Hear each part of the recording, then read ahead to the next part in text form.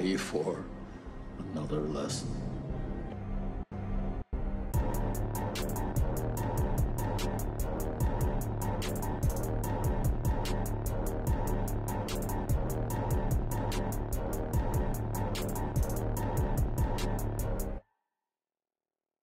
What's up, everybody, and welcome back to Back Row Banter, your favorite casual movie talk podcast. I'm one of your hosts, Adam Schwartz, and on this week's episode, we'll be reviewing the new seminal classic, Barbie.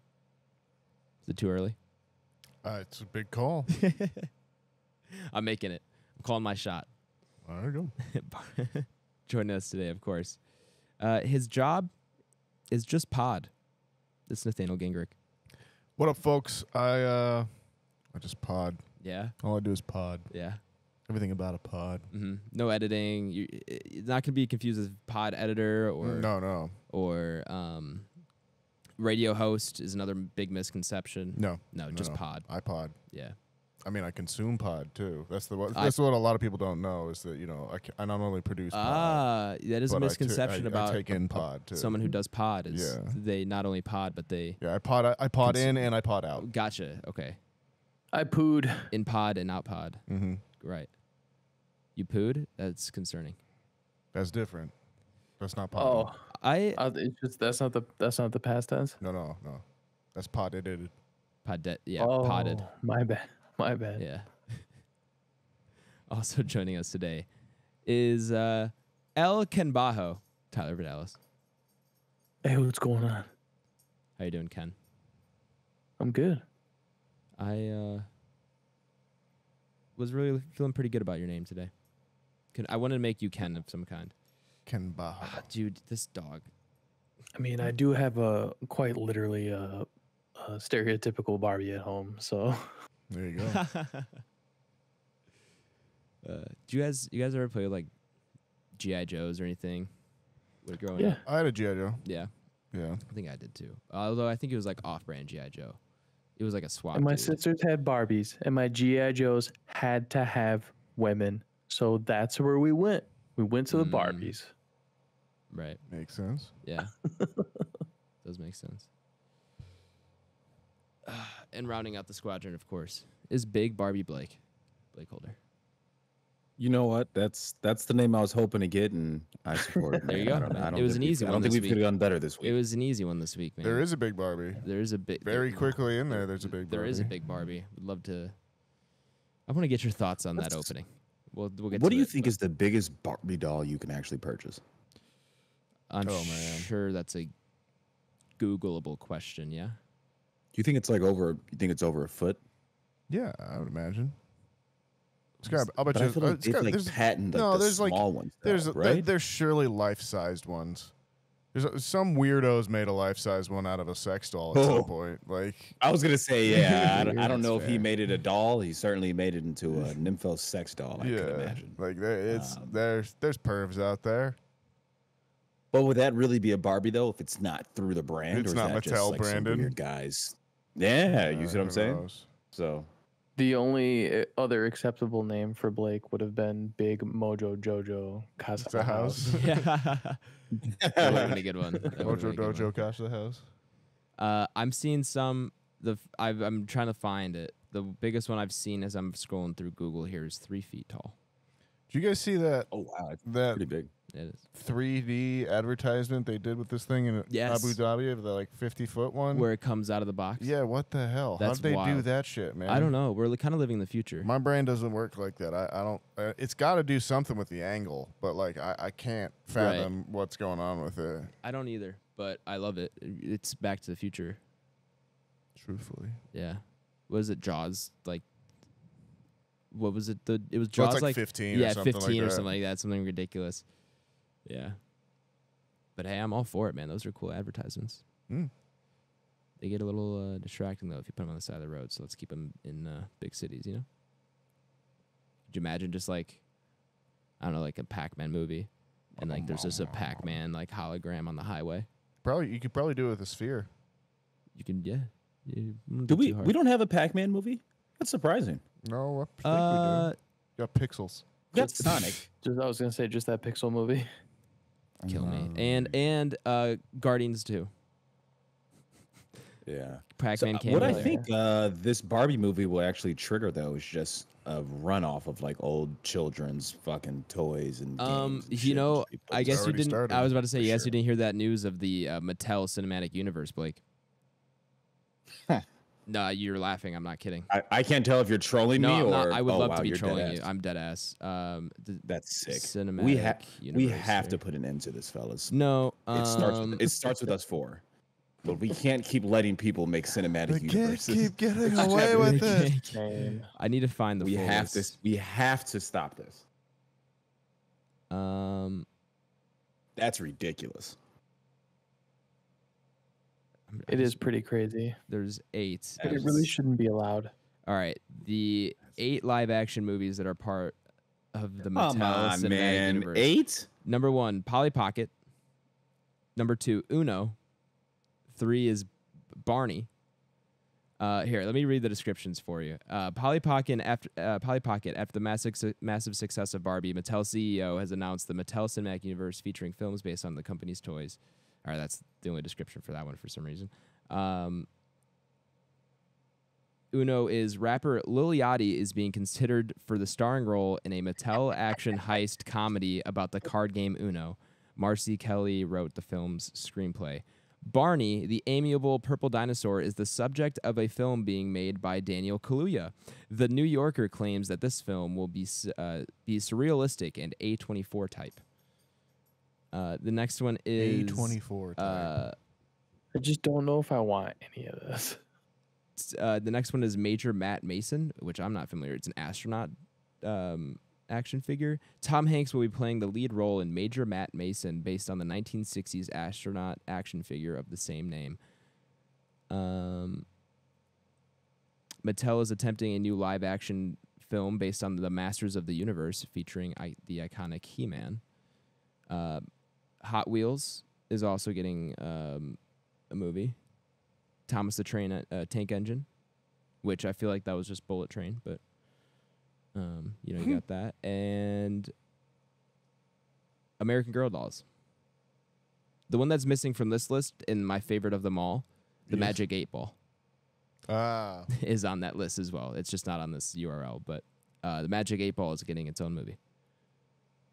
Perfect. Hopefully, it's like a murder mystery of some kind. I don't know. It has to be, you'd think, something along. It's got to be those like lines. it's got to be like a satirical, like ironic. I guess comedy, like right? that's the thing about each one of them. Like I don't know how you take them outside of the like 2 or 3 things that you immediately think of as like routes they can go. You know what I mean?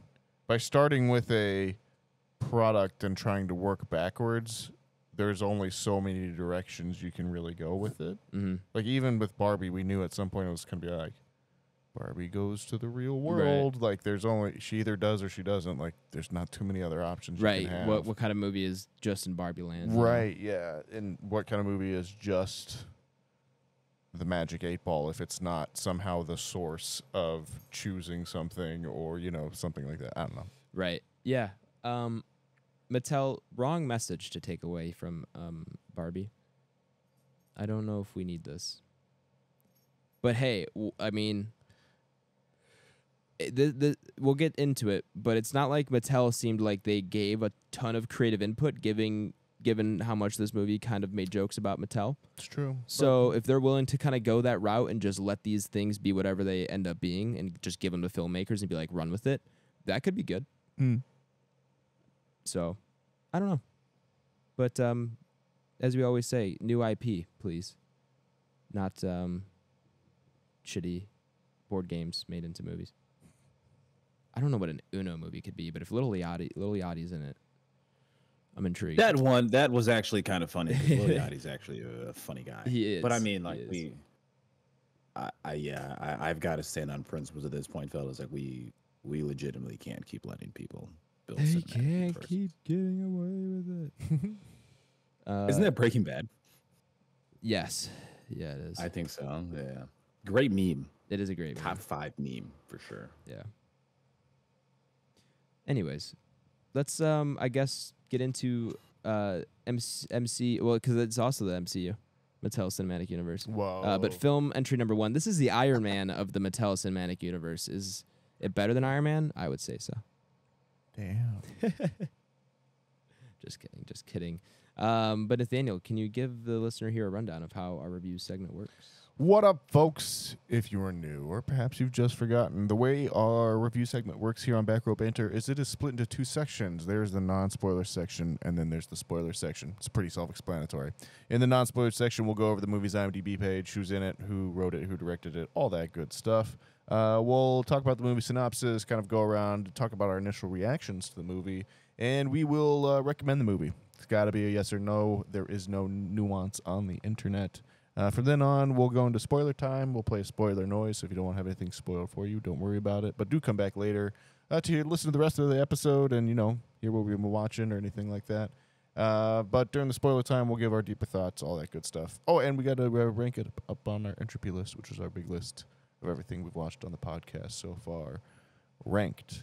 Adam, tell me about Barbie, a movie you saw once on Barbenheimer. Did you go back for a second helping for the pod? I really wanted to. But instead I watched Oppenheimer a second time. Oh, okay. Because my dad hadn't seen it yet. Papa Schwartz hadn't seen it yet. And I hadn't seen it in the IMAX, and I wanted to see it in IMAX. And I really didn't want to do Barbenheimer a second time, so I really only had Sunday to see it. And so I saw Oppenheimer again. And I did not get a chance to see Barbie again. That being said, it was less than 2 weeks ago. I loved the film and remember enough to review it adequately well. So, but I unfortunately did not get a second screening. I still might go back and watch it again because I did really enjoy myself.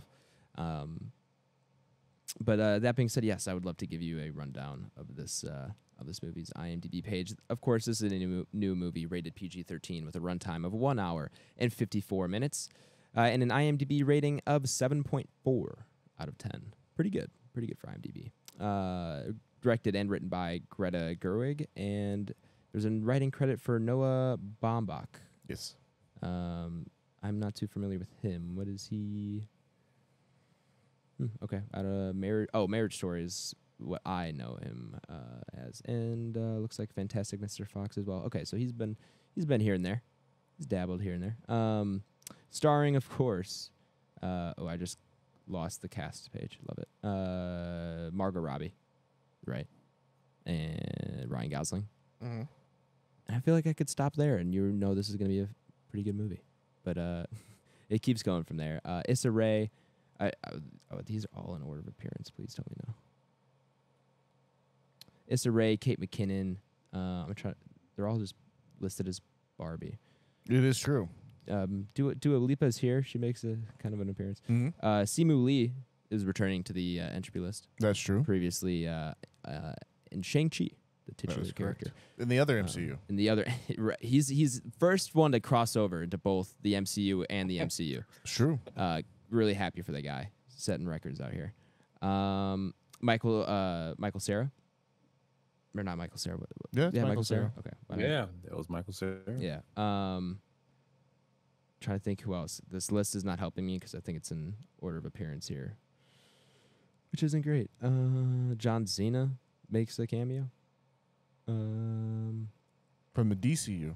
From the DCU, crossing over into the MCU. John Cena. Will Ferrell is the one that I wanted to list off there. And I think who are the Gloria is the mom, right? That's America Ferrera, and I think Sasha's the little girl. Yes.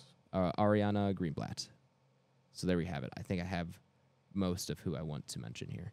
The IMDb summary reads as follows.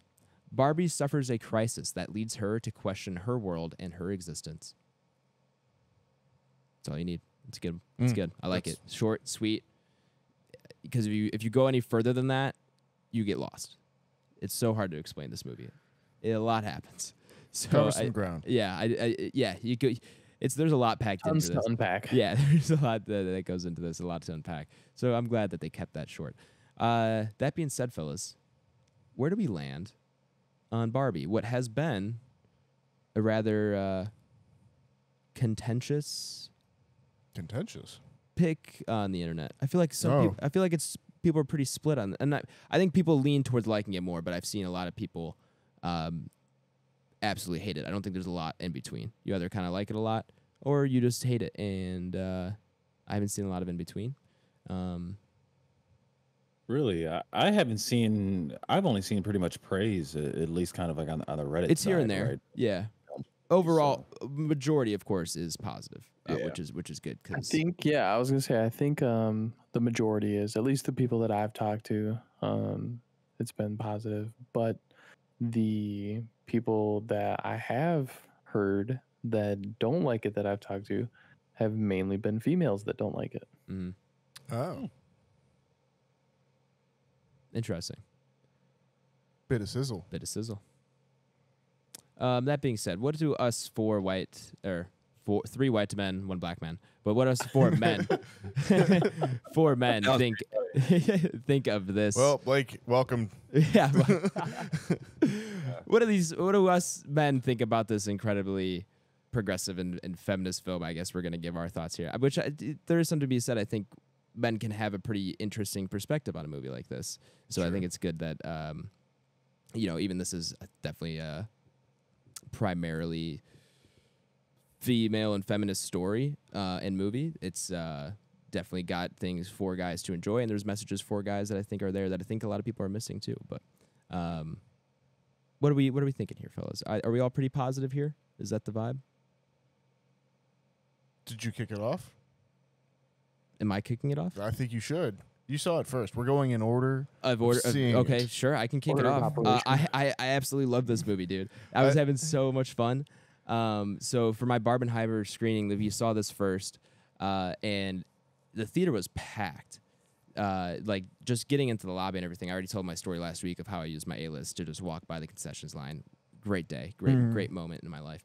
But yeah, theater was packed. They had the Barbie box in the lobby that like there was a huge line to take a picture in, which like okay. yeah, I was like, that's a lot for me. I'm not waiting in that line. That's I'm not chasing Instagram followers like some of these people. So I will just walk by the box. But that was cool. And then like concession line packed, theater packed, literally sold out screening at 4:45 on a Saturday. It was the subtitle screening, sold out. And like I haven't, more so than Oppenheimer, my Barbie screening felt like an event. Really? It did. People wearing pink, everyone's just kind of like ready for a good time. And like I can tell, you could just tell by the crowd there. I go to movies enough to tell the crowd there was not the type to go to movies that often. Like probably, first time this year, some people have been to the theater, or first time in a couple of years. Like it seemed like these were the people that like don't come around to the theaters that often. And it was just a good time. Everyone wanted to like this movie, and I think everyone in my theater did. It was one of the first times that I've had where it's just like any joke, everyone's laughing. It was just everything was rolling in my theater. I had such a great time with it in terms of like just the movie itself beyond my screening experience. Really enjoyed it. Like it was so much fun. I kind of sat down not knowing what to expect, and the opening we get, which I'll talk about in spoilers here, but the opening we get was so like unexpected, and then like transitioning into Barbie land, and then like obviously we're not in spoilers, but the rest of the movie kind of keeps going back and forth, but it's like it all felt really cohesive. It felt really funny, and it had a really good message. I feel like across the board, and I would say my biggest critique of it is that it was a little heavy-handed and direct in terms of its writing and just monologues. I think it was the blind spotting episode where you're like, I prefer some nuance in my messaging where I don't want to just have characters say what the writer's thinking, and there is definitely some of that in this, and that was like interesting to me because I'll save that thought for spoilers actually, but regardless of that, I think even if you don't stop at the message and just accept that, there is even more nuance beyond that I think is baked into this, and that I think it's really smart that Greta Gerwig was able to do the stuff that she did.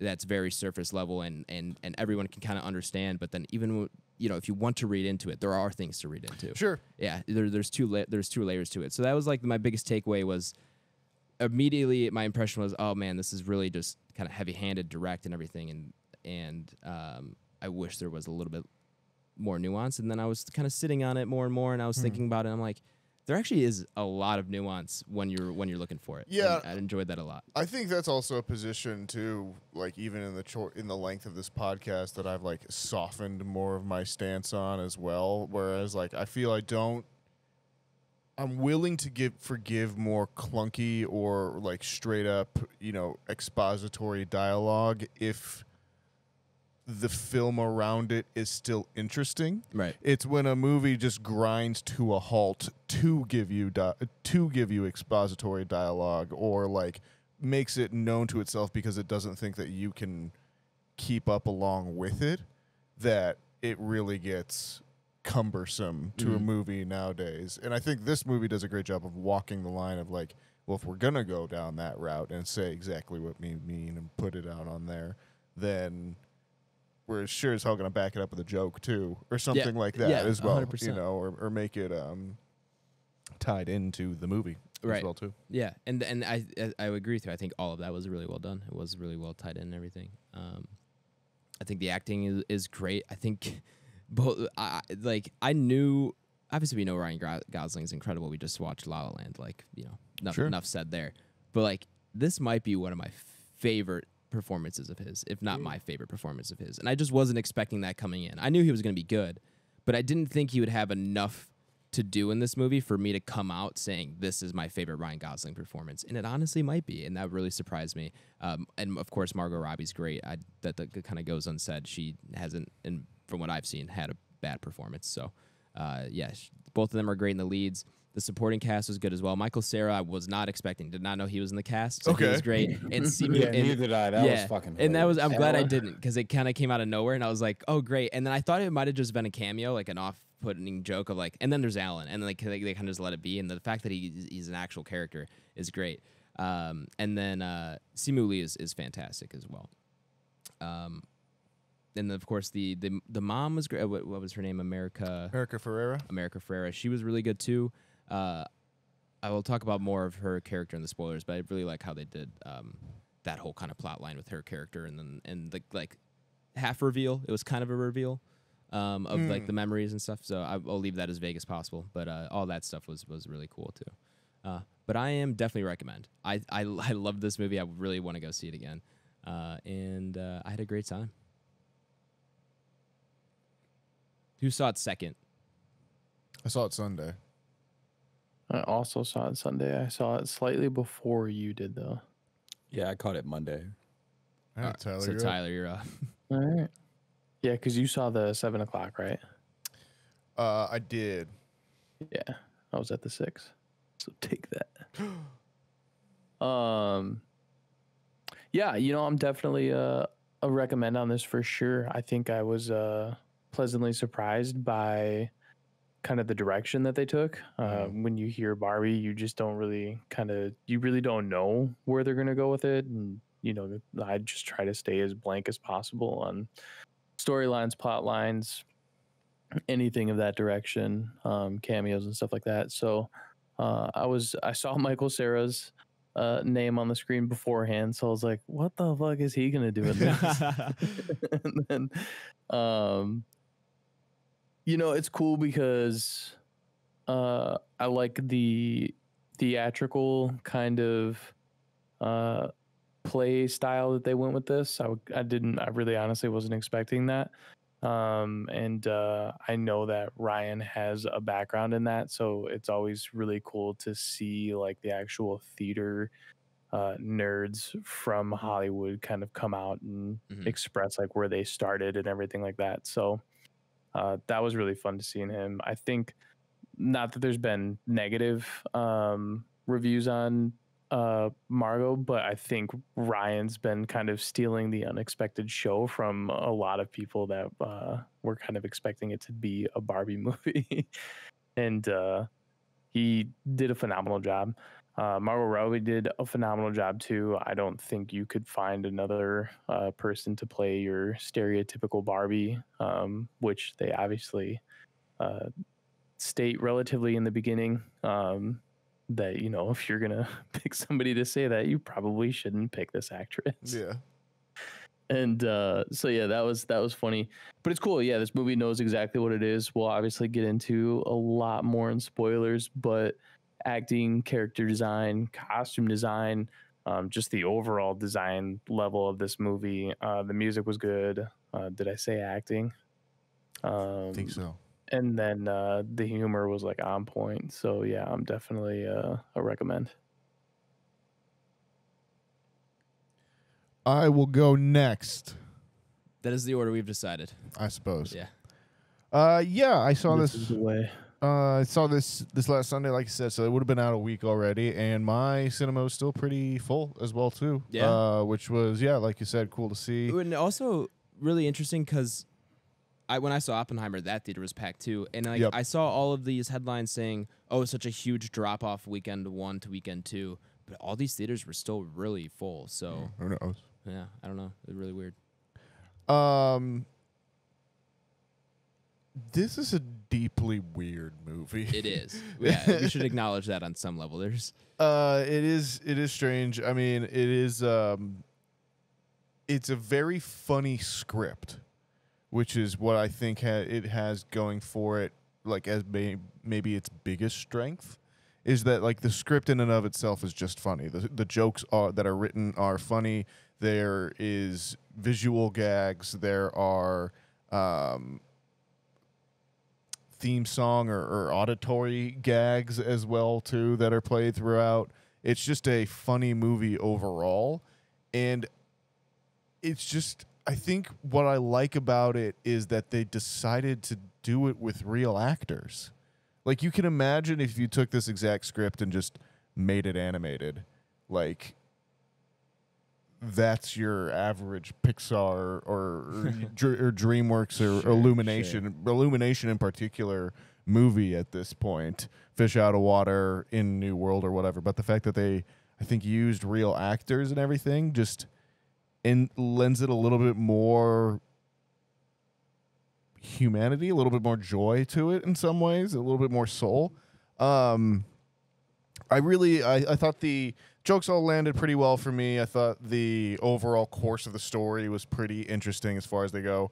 They do cover a lot of ground. They kind of try and make the movie almost very wide-ranging in its scope of what it's trying to talk about. Sure.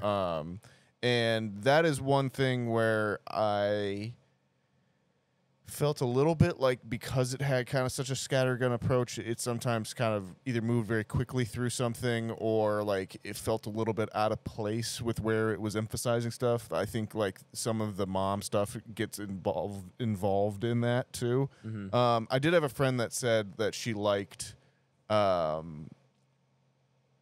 she felt like because it wanted to say something in particular about women, it kind of had to talk about both men and women first to get to that point, so that it kind of had to use all that time to contextualize it, which I thought was actually kind of an interesting takeaway overall as well too.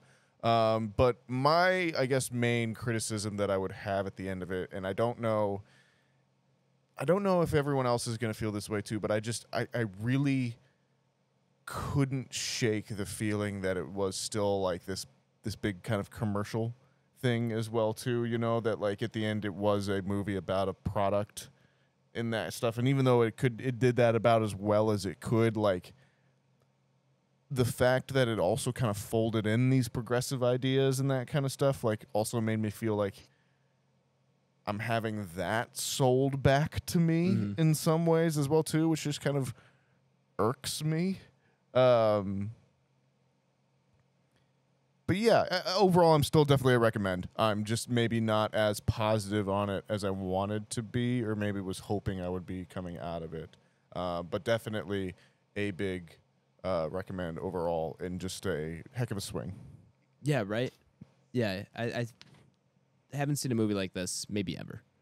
There's this is going to sound so bad, but it's just like it took so many, like, there's a lot of like SpongeBob the movie elements to this when they go to the real world and stuff. Sure. And like maybe that's probably the only part that relates to that. But it's just like this movie did a lot, and it executed mostly well on everything. There was very few misses for me here, in terms of what it was trying to accomplish. So definitely took a big swing. That's for sure.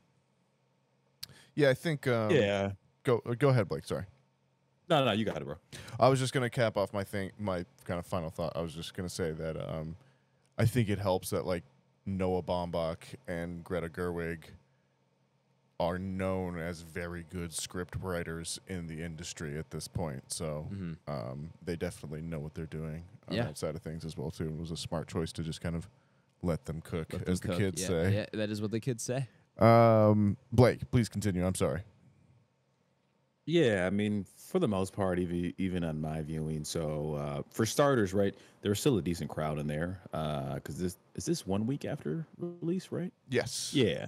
Yeah. So yeah, decent crowd in there. I went on a Monday evening, so maybe not standard movie time going, but I've been to plenty of Monday evening shows, right, when we're reviewing things, and like it's me and one other person in there, right, and that certainly wasn't the case with this one. So that just kind of lets you know that there is still a kind of fan base and an audience out. To Adam's point of the crowd not being the quote unquote regular crowd of cinemaphiles, right? I definitely caught that on Oppenheimer, as I'm sure most people did when they went there. Where I went to Oppenheimer on a Sunday afternoon, and the theater was packed. And I honestly feel like there was more people there for Oppenheimer than Barbie. You saw people in pink dresses, from little kids to adults to all types of stuff, right? So I mean, it was a huge turnout. It was definitely an event, right, to say the least. Yeah. In terms of the film, though, I mean, overall, I liked it. It certainly had a message going forward, and maybe that's something that I just kind of went into. And in hindsight, it's 2020. I should have known, though, with Greta being the director of it, that it would have way more substance in it. But I almost went into it thinking this was going to just be like a kids movie, or maybe not a kids movie, but I think you understand the point I'm going for, right? But then I was like, okay, no, it's actually got some beats going forward, and in a thematical sense, and political views and things of that nature, which totally makes sense with the rest of the films that have been directed by Greta Gerwig. So overall, though, I liked it. There were definitely a few times where I laughed out loud, even as well as out theater. Margot Robbie is excellent. I was actually speaking with Kayla at the store about that, and I just really don't know. Oddly enough, like I think Ryan Gosling was a great selection to be Ken, right? Mm-hmm. That was great casting. And I think Margot Robbie was the same way with Barbie. Like, I really don't know who else we could have found to play either of those two characters, right? Like, my first hunch was like maybe an Emma Stone, but then I'm like, does Barbie have to be like a blonde hair, blue eyes white woman, right? Then it's like, okay, then that's probably not gonna be the case. But I feel like Emma Stone could fit the mold and have some of the comedic beats too. She was blonde for Spider-Man. Yeah, Gwen Stacy. Mm-hmm. She is, yeah. Okay, yeah. So that was kind of like my next thought. I was like, oh, I wonder who else could. And then for Ken, I was like, I have no idea who else they could put in that role. So yeah, that was kind of funny in terms of that. But yeah, overall, I mean, I liked it. It was a pleasant surprise. It had more meat than I would have thought. And yeah, we can get into a few things in spoilers. But yeah, I certainly don't understand some of the backlash that it's gotten.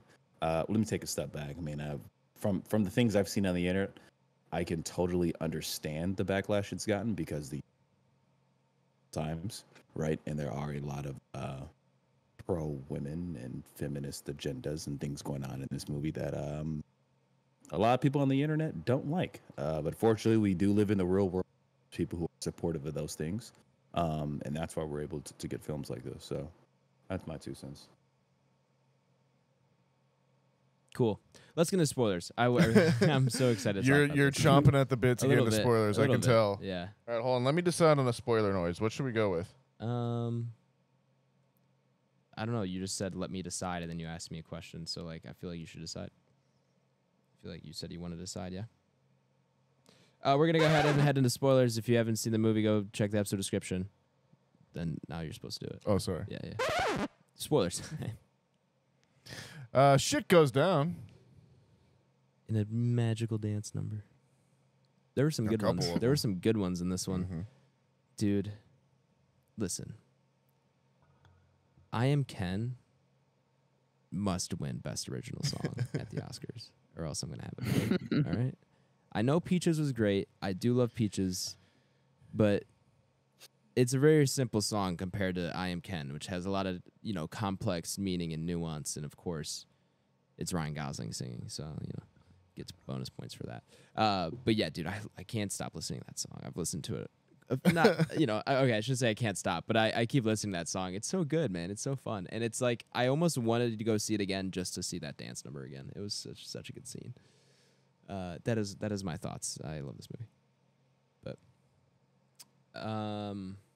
where to start? I do want to ask you, Nathaniel, how did you feel about the 2001: A Space Odyssey reference that this movie opened with? Because this opened and I was like, this is such an odd comparison to try and draw, I guess. I don't know what you're really I think it's just a good joke, realistically. It was. Yeah. No, it was. Yeah, it's it was a good it was very funny imagery, and it was one where my mom actually called me afterwards and was like, that was me. She was like, I was pissed. I didn't want to have a baby doll. Oh, really? And like, I was happy that when Barbie came out and there was an adult woman doll kind of thing. Yeah. So apparently very much a real kind of reaction that people had overall to that. But yeah, it was very funny. And I just kept waiting. I wanted to know what they were going to throw it up to, and then when they just started breaking the dolls, I was like, that is very funny, and set a really nice tone for where the movie was going, I think, overall. That opening kind of showed me, I thought this movie was going to be weird, but no, it's way weirder than you think it's going to be. Deeply weird. Yeah, it's not, it is weird. It's funny you say your mom called you and like had this reaction, because as we've said, this is a deeply feminine film. And so like my girlfriend saw it a few days ago, and she doesn't see a lot of movies, but like I was talking to her about it, and she just like had all these insights of like things that I would never even like have thought of or seen and stuff. So like one of which being she felt like when they get to the real world and like everyone's treating Barbie the way kind of women get treated, she felt like that was like how you kind of feel getting out of like girlhood and into womanhood, and like when you see how the real that world switch goes, when that switch happens, and she, that was like stuff I like would never consider. So definitely some. I have genitals. Yeah, I have all the genitals. So good. But yeah, this was just like a lot of fun, while also being pretty serious, and it's not always easy to balance the two. I think you could have a lot of good messages and takeaways come from this. And a very important movie, I think, to have and have it be so big and so successful. Like having a message in a movie this mainstream is, as I think Blank mentioned, like some people are going to hate this movie just because they don't like what it's saying, which is so unfortunate. Which message? Because there's about 4 of them in here. We should probably define what we're talking about. That's here true. Do we want to go over that kind of stuff first? So what's all in here? You say there's 4. I'm going to try to recall everything. I just was throwing out a number. I know, but like, what would you say? What would you recap these main messages as? Obviously, well, you have your 2 main characters of Barbie and Ken, right? If we can call them that, which they do kind of get set out in some ways, because like I think Beach Ken. Yes, yeah, Ryan Gosling Ken and stereotypical Barbie, which yes.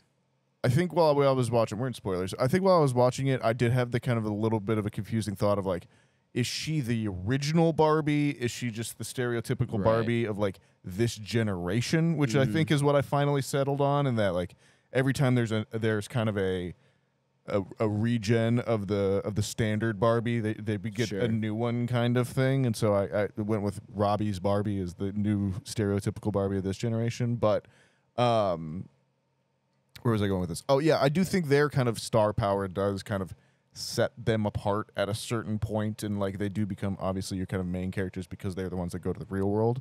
But so you have Ken, who's basically gets the traditional storyline in a way, in that like he learns a lesson at the end, right? He accepts himself, and he has a traditional kind of growth over the movie itself. And then you have Margot's character Barbie, which is Margot Barbie, who really doesn't change all that much. She just becomes more aware and she has more of a like, revelation. Yeah, kind of sees the world in a different light, right? And then you do have kind of the mother-daughter. And she's got cellulite. And she's got cellulite, yeah, and what it means to be a woman and all that kind of stuff. And then obviously you have the mother-daughter as well too. I would say that, yeah. So you kind of have like and so you have. And if you want to argue the business one as well too, Well, you could go on that side of things. You could go on that side of things. So yeah, there's a lot here, and what's so like incredible to me is that like there is a lot here, and like there's depth to each of them. I feel like and each of those are directly tied in with the Barbie character, of course, which I think is the kind of the big thing here overall. So like I guess like I think people's kind of reactions to maybe feeling like she doesn't really get to do all that much is more because of her having to kind of be the stake that everything else is tied to make it function. Right. I've talked a lot now. It's okay. There's a lot to talk about. Tyler, what are you thinking? I think well, first and foremost, Carolia is a recommend. I was gonna ask. Good. Did need to find out. Yeah. So your Barbie's a recommend. Gotcha. Yep. And she had a lot of fun. She liked the tone of like feminism, but she thought at one point maybe they were kind of like beating it over your head. And they could have maybe toned it back again a little bit and still kind of, it still would have served the same purpose. But other than that, her only other kind of gripe with the movie was she wished she would have gotten more of Barbie World. She understands obviously that, you know, they only have a couple hours to kind of play with, but she would have been okay if they extended a little bit for her to get more of Barbie Land. So those were Carolia's kind of main critiques. I could definitely agree with the Barbie Land thing. I did feel like they got out of it a little quick, but I think it was somewhat appropriate the way they did it. You just kind of want to get this movie going. You don't want to. Yeah, I think they timed it out well. Yeah, I don't think you want to sit there too too long. I have an issue with it. Obviously, if we could get more Barbie Land, we'll take it. But I didn't think that it threw the pacing off at all by any means.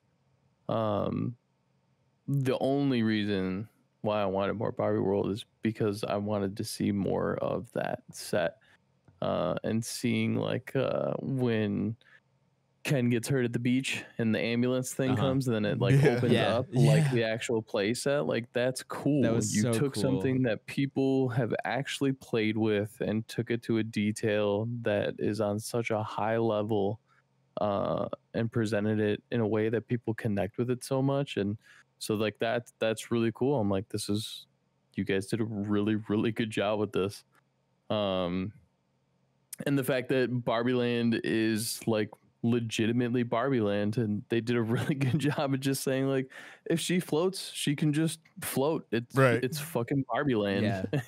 And it was funny because there was like no water in the shower. She was like drinking things that weren't there. Right. And then Carolia also mentioned the refrigerator. She's like, that's exactly what my Barbie refrigerator looked like. So she was like, I was super happy with that. Good. So, Yeah, they did. Cool. There was a lot of attention to detail here, I think, in terms of that yeah, stuff. and The ambulance I think was they a great did a bit. phenomenal job with it. Yeah. The set to design in Barbie Land was fantastic. Yeah.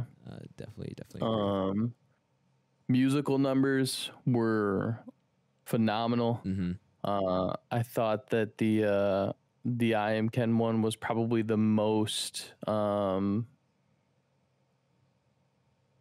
spent on, the most curated one for sure, where you actually have like the dance off and you have just kind of the stage of colors in the back. There is nothing else in the back. There is no set. It's just like a dance floor, and the choreography was killer. But yeah, I think they did a phenomenal job with pretty much all the musical numbers that they had the ability to do. Crazy Barbie, Weird Barbie, whatever you want to call her. Oh, Kate McKinnon killed it. Yep. Oh yeah, Weird Barbie.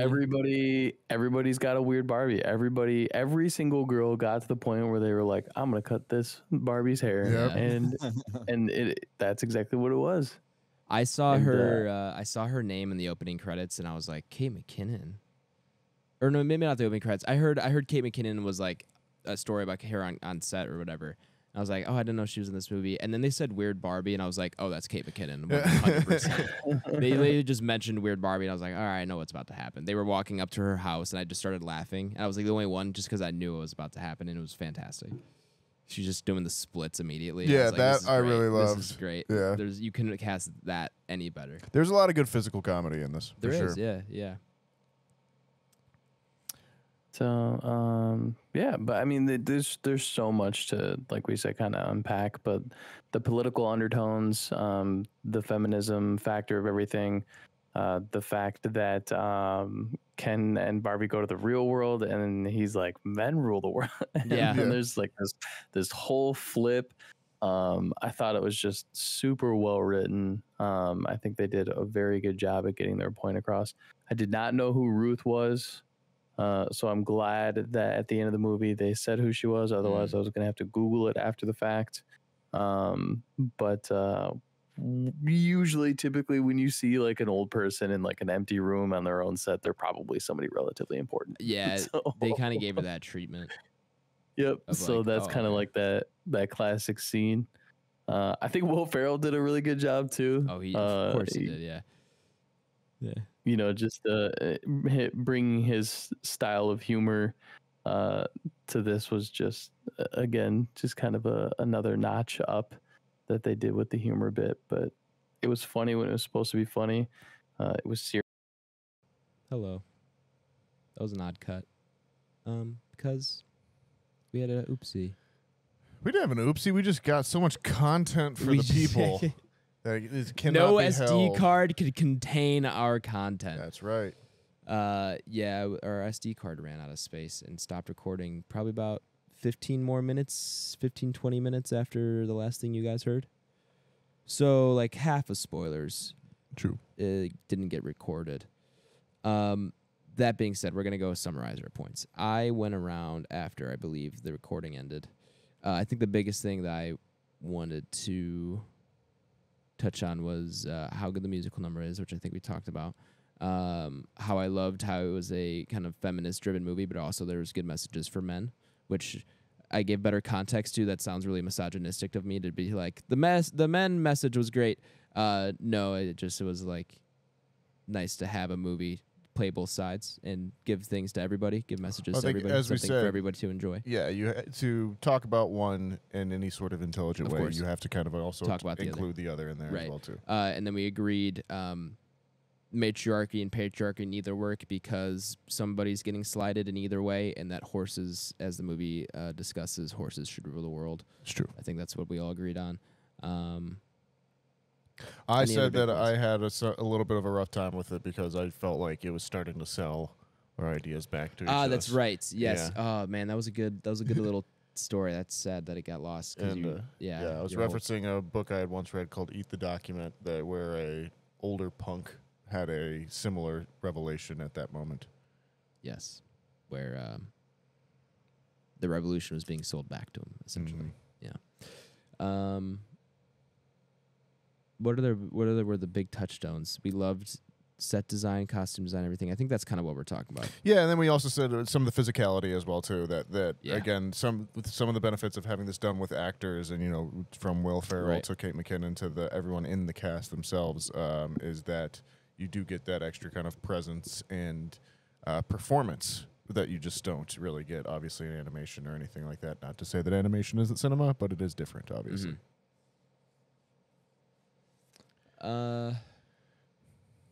And go see Barbie. Enjoy it. Tell us what Yeah. you think, folks. I'm sad. We had some good spoiler talks, and it's Part 10, of the game, 10 minutes folks. shaved off. Yeah. The organics are ruined. Nah, unfortunate. Is what it is. But- I also thought the relationship with America Ferrera and her daughter was obviously very good as well too. Of course. and they're kind of tying in with that. We talked a little bit about obviously Ruth and her ghost, Yep, Ruth. haunting the 17th floor. I mentioned how Sasha and her friends are the Bratz dolls. I don't know if that made it in Yeah. there. But they're the Bratz dolls. What else here? Honestly, as long as we have Carolia's outlook on this, True. we're That is probably good. Yeah. Facts. That's all anybody really cares about. Right. Oh, and the gynecologist joke was a great thing to end on. I think is where we were kind of. That's kind of what we're talking about, right? As we realized the recording was not recording. With that, yeah, let's get on out of here. Unfortunate. I wish I could recap more, but I think we said a good amount before the recording stopped. I do apologize, listeners. It's not the content you came for, but hey, that's showbiz, For sure. Good movie all around. I mean, yeah. we recommend most people to go watch it. A lot of the stuff you're seeing on the internet, right? People not liking it because it does have certain themes that you maybe went into not thinking that would be prevalent in the film. But yeah, it's still overall good. It's catered to an adult audience as well. It's not necessarily a children's movie. And we also kind of harped on this probably has a chance to be one of the highest grossing films of this year as well. I think it's already at, what did we say, it was north of 800 million? Is that correct? What is that? Globally. So it's beating Oppenheimer. We were trying to brainstorm on anything else that's going to be releasing here in 20. I think we're hard pressed to find something that's going to outgross it. We'll see. It'll be tough for sure. It will be tough. Well, that's it for Ellie Dog. You can't just. She's back for the end of the pod. Yeah, you can stay on the arm of the chair. That's fine. For reference, listeners, this dog won't stop jumping up on my chair. She wants to pod, bro. She does. Ellie's job is also pod, I guess. But yeah, we're gonna go ahead and put the movie up upon our Entropy list. Welcome back, all listeners who skipped over the spoiler segment of the podcast. For those of you who do not know, our Entropy list is our big list of all the movies we reviewed compared to one another. It's essentially our rating system. If you want to see the Entropy list for yourself, you can do so by checking the episode description. Stop, dog. Man, what's going on with my Letterboxd? It doesn't show the movies anymore. Oh no. Or the posters. It's happening again. I can't escape. I think it's Waz's fault. I'm gonna blame Waz for blocking me on the Wi-Fi. Sounds good. Yeah. I like having reasons to be mad at that man. Just kidding. And now I can't find the entropy list. Anybody got any early rankings, early thoughts here? I'm trying to discover. Somehow I've seen it twice, even though I've seen it once in IMDb. Or not IMDb, Letterboxd. They think I've seen it twice. I haven't, folks. I'm sorry. IMDb is lying to you. They're lying to you, it sounds like. More than well, that too. All right, where are we going to stick this here thing?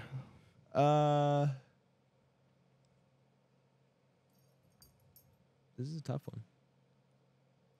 This is a tough one. We got La La Land hanging out there at 74, which has Ryan Gosling and a musical number in there. Maybe that's a good place to start. Do I like this? Think. Go ahead, I think I'm gonna go 50. 50. 50. Yeah. So below Boys in the Hood and above Doctor Strange. Okay. Yeah, there are things below it that I would probably prefer to watch, like Blade. And The Descent, and we have some classics down there that I think should be moved up. But for what this movie is going to do, and how much I enjoyed myself with, there's a lot of things above 50 that I just would refuse to put Barbie above. But there's a lot of things lower that are like subpar that I think overall this is a better movie, and so I think 50 is a good spot. I'm with you. Are you with him at 50 exactly, or are you just agreeing with his reasoning? I'm agreeing with him. I will go 48, right above American Psycho, right below Guardians 3. Okay, 48, good spot. I am in the same ballpark. I'm putting this at 46. Below Nope and above Scream. How dare you? Sorry. That was my firm. I shan't go higher. John Wick was my shan't go higher, but then I was like, Nope's a pretty good movie. Blake. Yeah, Still about as high as the group for the most part. But I think I'm gonna rock 55, so right below Kill Bill Volume 2. And above Pig. Above I think that's Pig? another one that we're slowly letting that thing slip, fella. That's fair. Nonetheless, still a good movie. Kill Bill Volume 2 is a good movie too, so that's where I'm thinking. Here. That gives us an average rating of 49.75, meaning we have to decide if we're putting it above or below Boys in the Hood. My vote, above. I shall go below. I'll go below. I will also go below. The squadron has spoken. I'm outvoted. So then we will put Barbie at an even 50 here on our Entropy list. Good spot for it when you look at I everything win. around it. Way to go, Tyler. Congrats, Tyler. Someone can give him a round of applause. Oh, yeah, hold on. No need. Oh, that's Oh, that's thank better you. actually. It works. Okay, cool. All right, we'll leave Barbie there at 50. And that concludes our review. What is next week? Well, we have Teenage Mutant Ninja Turtles, I think, releasing. If we wanted to see that. We have not decided. We have right now on the list, it's Haunted Mansion or Teenage Mutant Ninja Turtles. I think we were leaning Haunted Mansion. Then me and you, Nathaniel, we're going to do a bit of sizzle on Teenage Mutant Ninja Turtles because we Got want it. to see it. That's what we have in the show schedule. Do we want to stick with that? Haunted Mansion and TMNT? Or do we want to go full TMNT? I've actually heard that TMNT is actually not too bad. It looks good. I'm excited. Yeah, from Tay, my buddy Tay caught it, and he was like, "Oh, it was pretty decent." Yeah. We want to do that then? Ty, you cool with that? That's fine, yeah. TMNT it is. All right. What's the official movie title of that? Because I don't... Mutant Mayhem. Okay, cool. So, yeah, join us for a review next week of Teenage Mutant Ninja Turtles Mutant Mayhem. I'm excited. Looks good. Animation style looks fun. And I love Teenage Mutant Ninja Turtles. Should be a good time. Do we want to do... We got time. I feel like we could do a quick round of what we're watching. One or two things you watched recently. Nathaniel, we want to do a few of those? Yeah, we could do a little what we're watching. I'm trying to think of what I've been watching. Really, I didn't get to much this past week other than I think referenced a little bit pre-pod. I did watch the UFC fights this past weekend, but I was on a back-to-back bachelor trip weekend, so I didn't get much watching done. Except at Tyler's, we actually watched quite a bit. I don't know if we talked about that last week, did we? What? What we watched at your bachelor party? You mentioned it Yes. a little bit, Okay. I think. Yeah. Other than that, nothing too much really. Oh, I did watch some of a Netflix series I caught on the plane, Southern Scandal, about this lawyer that was trying to down in South Carolina that I think killed some of his family or whatever. One of those true crime ones. I think I watched that. You know the types. The one with the boat accident first, Tyler, and then Yes. yeah, With the kids? yeah, that was nutty. Yeah. Yeah, there's some real pieces of shit out there, people. Watch out. But yeah, other than that, that's really all I've been watching. I've been out on a lake too much, which was fun. It was a good time. Not better than my lake. I mean, I will reserve judgment. No, it was very different. It was different lake experiences. So we did a lot more chilling on the lake at your lake. We went out fishing at this lake. Did you catch anything? We caught a bunch of sunnies, which is what they kept calling them. We were fishing for walleye. We did not get any walleye. But then we caught enough that we cooked, we had a fish fry, and then we did set some traps out for crawdads and did a crawdad boil as well, too. It was a good time. Hey, if we get the chance to go back, all you gotta do is get your fishing license. We'll go fishing. It's true. And, like, that was the other thing as well, too, is that it was funny because you think it was you and Zach were telling me about fishing boats the week before, and I was like, I never knew there was so much to know about fishing boats. And then a week later, great. I was on one. It's crazy. It's like your car. There's like so much customization. It's a simulation. It's true. Tyler, what you been watching though? There was a Grand Prix, right? Was there? So am I wrong? There Spa. was. I did not get to see it. Yeah. Yep. I did not see it either. So yeah, so that was a fun race. And then Spa's usually pretty wet, so all practices and part of the qualifying and the sprint. So all that stuff. It was sprint weekend, so a bit of a different weekend setup, but it was like raining for a majority of all that. So that's always cool to see how teams and drivers adapt to different strategies. And then I got around to I restarted Bleach because it's one that I wanted to go back to for a long time, but I have not seen in quite some time. But Cool. it always gets it's kind of a mixed review Mhm. anime. Some people really love it, and some people just fucking hate it. And I don't really know why people hate it, but I do understand why people love it. And then I got around to a movie I hadn't seen in a while, and that is Pain and Gain. Oh man. wow. Yeah, Yeah. there's one. Yeah, that's a movie, all right. El Dad. Pepe, El Dad. don't you do that shit right now. You gotta see it if you haven't seen it. It's based off of a true story, and it's fucking insane. Blake, what have you been watching? Did you get around to anything?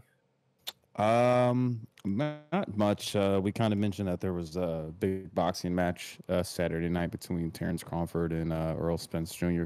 So watch that.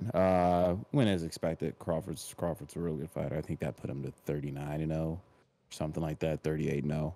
I feel like you're underselling how good Errol Spence is as well too. Like he was definitely one of the best in the world too. Yeah. He was 29-0 himself. Yeah, and this was the big one that everyone had been talking about for a while too. Like at that weight class where they were kind of like, these guys will never fight each other. One was ducking the other, and one was injured. Blah blah blah. I think there were some legal troubles in there for both of them at some point. Who knows? It's boxing for sure. Nathaniel's got a good point on all those things. So yeah, to put context, I mean, this definitely was one of the premier boxing matches we've had this year. And it was good. It was good, but didn't necessarily go toe to toe the distance you thought it would have with the two caliber fighters we had.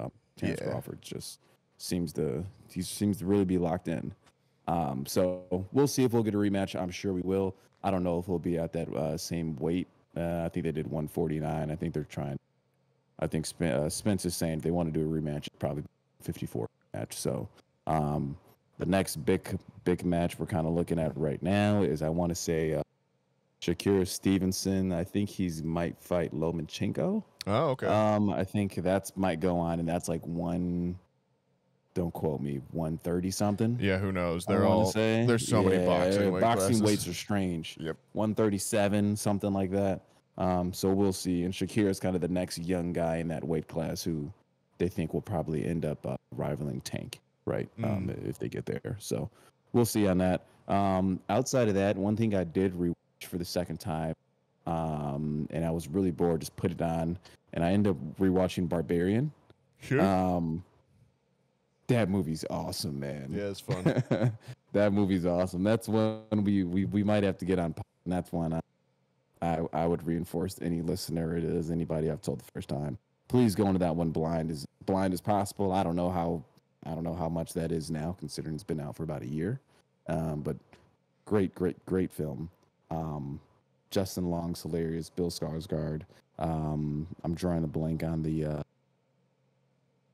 But she's a woman, a woman of color, and she does a great role too. And it's one of those horror films that just takes a huge turn that you didn't see coming. So one thing I want to get to next is actually want to get to a rewatch of It Follows, but I think I want to save that because that's on our short list to be put on the pod, because for some strange reason that's been popped up in my Reddit threads a lot. For like this horror community I'm in, a film community I'm in, a few places. And it seems like that thing, it's always been a cult classic, but it seems like now, like basically 10 years later, it's like reviving itself. And there's a lot of people who are big on that film. So did a few readings on that, and I was like, man, I want to watch that. So that's all I've got to. one thing I do want to get to this week, or one thing I do want to get to this week. I know we're going to do TMNT, but there is a new horror film that just came out. It's called Talk to Me, and that looks really good. So that looks really wanna up my see that. alley. Maybe we go. See Yeah. that. So that's one in the horror community. They're saying it's different type of horror. I do think it's more of the mainstream traditional horror, like Ghost Story. But a lot of things I've seen is that this is one of the better horror movies we've gotten in probably the past like 6-7 years. I've heard nothing but great things. So yeah, so I've I'm seen a almost lot of scared stuff to go saying that watch this it. is. Yeah, I'm curious. I think I know what I'm getting into for sure. I think I understand the context of it because I've seen a ton of horror films. Hey, man. So I don't think it's really anything new or groundbreaking. But from what I've seen, everyone's like, "Hey, this would be the best straight horror film we've gotten since Hereditary." So I thought I knew the context of Barbie. yeah, fair enough. So- Fair enough. Yeah. So yeah, we'll see. I'm sure it's got some metaphors and allegories for it. But yeah, looks awesome. Also led by yeah, that's all I got. Cool. I saw Oppenheimer again. I wouldn't say way better. Really good still on the second viewing. Might have liked it a little bit better because I could understand what was happening. Was able to keep track a lot better. Felt way longer on the second viewing, as you can imagine. Sure. We got to like probably about 45 to an hour in, and I was like, oh, man. Yeah, I still got 2 more hours left. I know. Yeah. It was like, oh, God, what have I done? What have I signed up for? But still very good. IMAX this time around didn't make that much of a difference, to be honest. Felt pretty good about it. On 70 millimeter after seeing this on IMAX. I don't know if I missed out on much. In fact, the quality was actually, I could tell the difference in terms of the fidelity. Oh, yeah. The film, the 70 millimeter was definitely better. But it was nice seeing on IMAX with the bigger screen, of course, and the heightened sound. So definitely recommend there if you haven't seen Oppenheimer yet. Go watch that, especially while it's still in theaters and you can see it on IMAX. The other thing I've been watching the Quarterback Show on Netflix, which I think I brought up once before. Sure. Yep. Yeah. I'm a couple I've heard episodes that's into good. that. Yeah, it is pretty solid. Yeah, if you like football, you can definitely get more of appreciation for what quarterbacks do, which, Blake, I'm sure you already have plenty of appreciation, but as someone who's like, I don't know, I assume they do a lot of training and football takes a lot of time, and especially the quarterback takes a lot of time off the field because they have, only 1 week or 1 game a week, so you got a lot of time to prepare and stuff like that. But it's intense, and you can kind of get into the mindsets of these guys. And seeing Patrick Mahomes, like, obviously he won the Super Bowl last year while they were making the show, so it's like cool seeing kind of his trajectory throughout the season because they did have a little bit of a rough start. That was their whole losing Tyreek Hill thing. Of course. So they get into all of that, and then you kind of see. Every episode kind of has almost a different theme around it. So like one episode is like, hey, this is like how they prepare play calls each week, and like how every week like it's gonna change. Like the film reviewing and like what coaches are drafting up against each defense is different, and they got to relearn basically the plays against every team every week. And then like they're training on top of that and trying to keep their bodies in good condition. There's another episode about like how much just brute force they have to just take and just keep going, which I could never do. If I got tackled one time, I'm down for the count. Like don't even think I'm standing back up. But the fact that they just do it over and over again, they kind of go into that and like how they try to prepare their bodies for that kind of thing. But yeah, definitely a good show. If you are at all interested in football, you will like this pretty much. So it's very much of the Drive to Survive style. But I like it a lot because it's just 3 quarterbacks. It's Marcus Mariota, Patrick Mahomes, and Kirk Cousins. Right. And all 3 seem like great guys, and you kind of get an idea of like each of them are at different spots in their career, of course, and on very different teams. So it is very interesting to see the contrast between all 3 of them. And so it's nice getting like very personal stories, whereas it's not Drive to Survive as much as we talked about how great it is that they have 20 drivers on the track, splitting 10 episodes into 20 different pieces, or 10 if you want to talk about teams, but like all that, like that's a lot. But like it's just 3. It's nice to have a smaller scale show like this. You definitely get more personal with it. Agreed. I'm trying to think if I watched anything else besides that. I don't really think so. I think that's been about it. Well, then let's all get on out of here. Let's get on out of here. Yeah. Next week, Mutant Mayhem. Next week, Mutant Mayhem. Share the podcast with a friend, family member, or a Barbie, or a Ken. Don't forget those Kens in your life, ladies and gentlemen. What else? Follow us on Twitter at Banter Row, on Instagram at Back Row Banter Pod, and our YouTube is just Back Row Banter.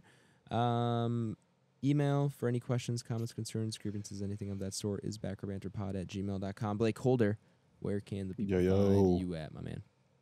Letterboxd, BlakeHolder. I'll be on there logging some things. Now that I think about it, I don't think I put my login for Barbie, so I'll have to put a login for that. Rating things out of 5 stars, anything that I feel highly on, I should say, I'll put a review on. So maybe I'll put something down for Talk to Me. Outside of that, as I mentioned, new Mortal Kombat is coming about a month out.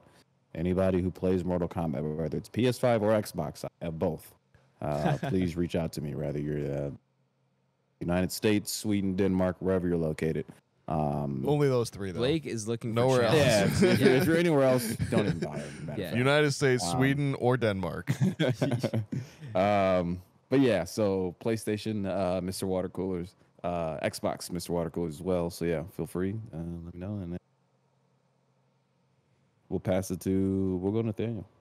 What up, folks? You can find me at NSKingrich on Twitter and Letterboxd, at NathanielG92 on Instagram. Sandpiper Tapes is my other podcast. Adam. You can find me on Twitter at Aish24 and on Letterboxd at Aish. That's AYYSH. Tyler Vidalis, how about you, man?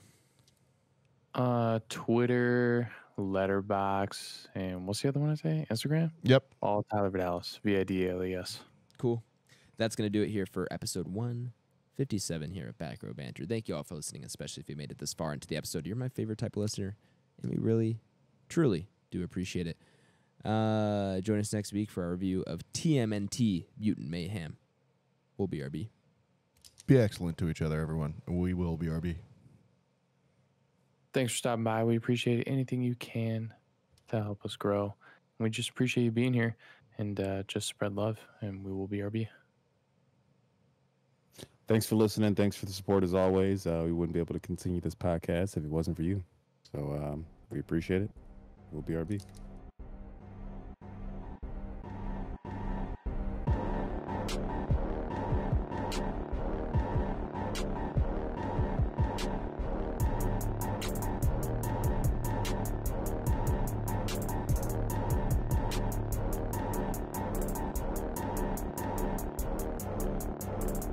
I'm America. Ready for another lesson. So, Blake, did you and What up, Terry what up? watch the Bud Crawford Errol Spence fight? Yeah, so we didn't watch it together, but yeah, we were texting back and forth during it. So I totally forgot you had that bachelor party when I sent you that text message when I went to the store the next day. I was like, oh, Nathaniel's not here. But yeah, man. So yeah, pretty big boxing fight, and I think it about went as expected, to be honest with you. Yeah. Yeah, very kind of similar how that Tank Garcia fight went, where one's just, or even like Wilder Fury, just combat sports in general. Like usually they're just the better technical fighter. You know what I mean? When it comes down to it, like combat sports are one of those things where there's really levels to it, and defense, right, adjusting, spacing. But he tore him up, man. It was. You could see by like the second round, similar to that Tank Garcia fight, where he's like, "Yeah, I think it's gonna be an uphill battle if he thinks he's gonna win this fight." Yeah, people were saying it was pretty like it was just dramatic because like they are just like two of the best in the world, but Bud just beat the shit out of him. Yeah, he's different, man. But I'll give Spence a lot of credit, man, because he was getting the shit beat out of him, and like he kept getting up and kept fighting, right? Yeah. So like that's like the things that's what you give people credit for, man. Like he didn't stay down for the count. It's not like he really threw the towel in. Eventually, you were watching it. I was like, man, I think the ref's gonna throw this towel in eventually, right? He's not really defending himself the greatest anymore. He's getting his ass whooped. I think it was like a third knockdown, right? And that was like a technical, like basically you get knocked down 3 times, the ref kind of calls it or something. Yeah, and that happened by like the 9th round, I think. Gotcha. But I mean, like, Spence himself could have threw the talent on that thing in like round 4, of like, there's no way I'm gonna win this fight. Like, you know what I mean? And just kind of stayed down, or even just back down. So you got to give him the credit for as the kids say, he had that dog in him, right? Hey, yeah, whatever they that say. is what the kids say. He fought his ass off, and then he took his loss like a man. It was honorable. But Bud took the win like a man too, though. He very professional. You know what I mean? Congratulate him. Let him keep his belts and all that type of stuff. So that was cool. All right, enough about this manly man boxing talk. Let's talk about Barbie.